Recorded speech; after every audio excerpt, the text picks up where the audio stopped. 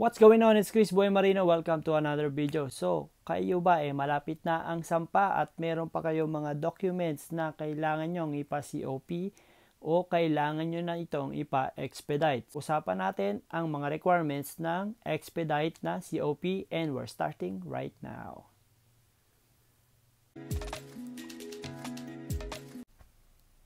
So, first ang kailangan nyo gawin is mag-login kayo sa Marina mismo and then mag-apply kayo ng expedite under transaction and then expedite and then yung pinapa-COP ninyo na trainings. So, after that is mag-upload kayo ng mga documents. So, doon sa mga documents is yung basic requirements lang, katulad din naman doon sa regular lang na documents na hinihingi nila is the same lang, katulad dito. So, i-upload nyo lang siya, make sure lang na walang mga mali sa mga i-upload nyo. Katulad sa mga 2x2 is white background and then hindi naka-smile. So, ganon, yung mga ganon. Make sure lang din na ang inyong mga C-service is uploaded din ng agency kung saan kayo nagwo-work at ang inyong mga medical certificate is make sure lang kung saan clinic kayo kumuha na i-upload nila din sa inyong mismo account ang inyong mga documents o kailangan nilang i-upload kasi dito karaniwan ang mga problema ng mga nagpapa-COP.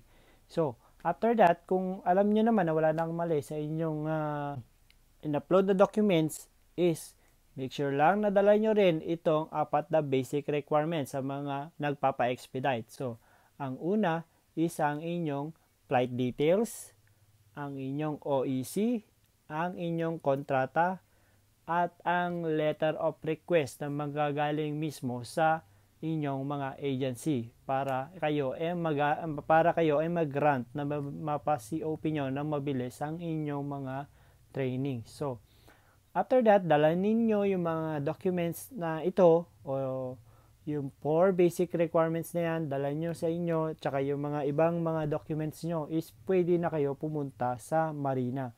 So, pagpunta nyo doon sa Marina, magtanong na lang kayo sa help desk kung saan kayo una magpupunta. So, after that, ipa-final evaluation nila yan mismo, ora mismo doon sa office and then doon na rin kayo magbabayad sa Marina office.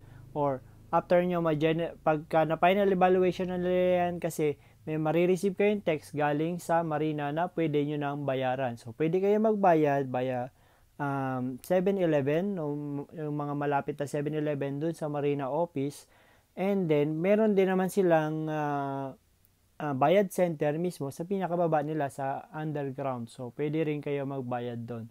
So mas magandang magbayad kayo via 7-Eleven kasi via GCash kasi hindi nila agad-agad nare-receive yung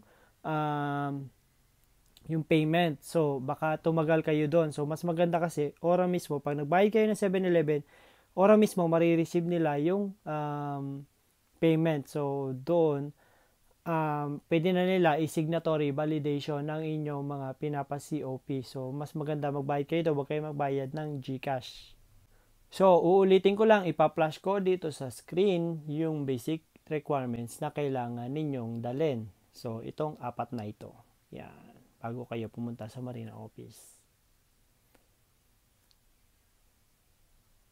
So, after that, makaka-receive kayo sa Marina na pwede nyo nang i-print ang inyong mga COP. So, pwede nyo ito i-print sa kahit na anong bond paper and then, kayo nang bahala basta i-print nyo na lang siya. Or, karaniwan naman yan is nasa 4A size.